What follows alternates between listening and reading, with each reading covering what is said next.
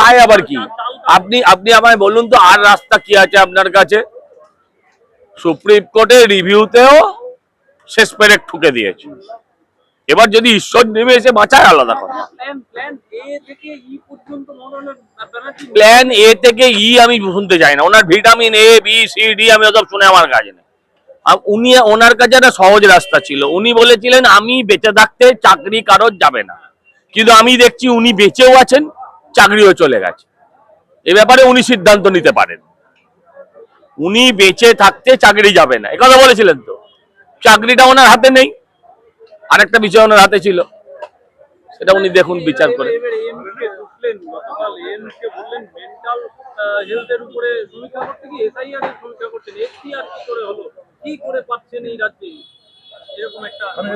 আচ্ছা,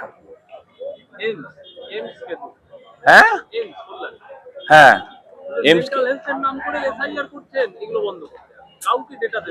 আসলে উনি মেন্টাল পেশেন্ট, উনি নিজেই মেন্টাল পেশেন্ট, উনি নিজেই মেন্টাল হয়ে এখন উনি বলছেন যে মেন্টাল হেলথের এ নিয়ে আপনার কোনো রিভিউ করতে গিয়ে তারা নাকি এসআইআর করছে। পাগল না মাথা খারাপ? এ কি?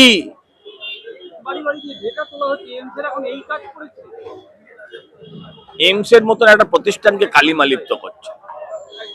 এইমস এর মতন একটা প্রতিষ্ঠানকে উনি কালিমা লিপ্ত করছেন, এটা অত্যন্ত দুর্ভাগ্যজনক।